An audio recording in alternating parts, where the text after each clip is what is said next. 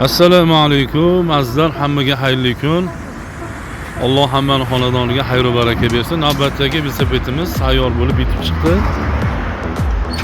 Shavkatjon mana shogird meni ko'rdilar. Xo'p, azizlar, mana kecha bir ikkita velosiped qo'ydik.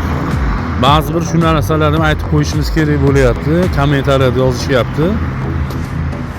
Sidinasi uskiroq yoki yirtilgan bo'lsa, ba'zi biriga Xitoy qo'yamiz.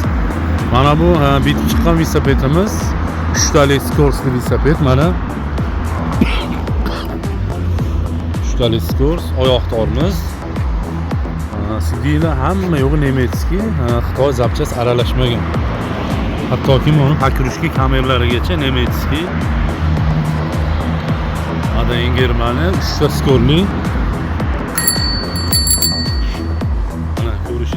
Xitoy aralashmaydi, 100% nemetskiy.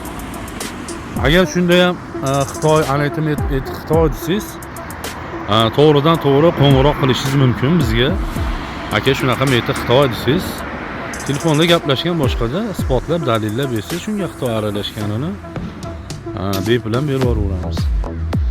Xo'p, buni ko'p gapirmaylikda, narxini aytib o'taylik. Shavkatjon, nech pul qo'yaylik? Bu xalqimizga arzon qo'yaylik. U kuni ham qo'ysangiz jicha qimmat dedi, u dedi, bu dedi, shunaqacha arzonroq qilib 1,5 million qo'yaveramiz. 1 million 400 ham deng. 128 razmer oyoq tormiz, Germaniya davlatida ishlab chiqarilgan. Holati o'ta ham tiniq narsa mana. 1 million 400 ming so'm. Ana ko'ringlar. Aloqaga chiqinglar. Xudo xolasa mazza qilib minadigan velosiped. Sog' bo'linglar, salomat bo'linglar.